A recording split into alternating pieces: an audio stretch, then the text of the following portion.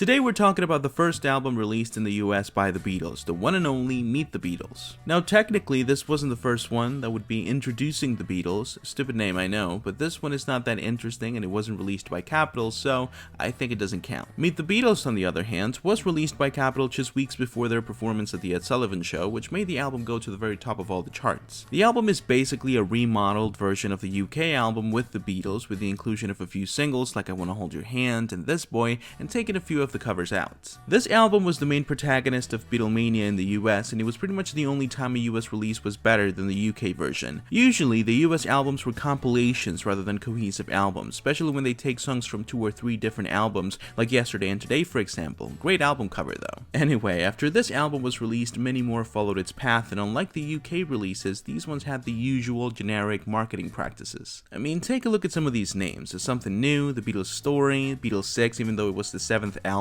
To be honest, for me, the only US album that's worth your time if you're a Beatles fan is Meet the Beatles, to the point where in my opinion, is an even better album than its UK counterpart.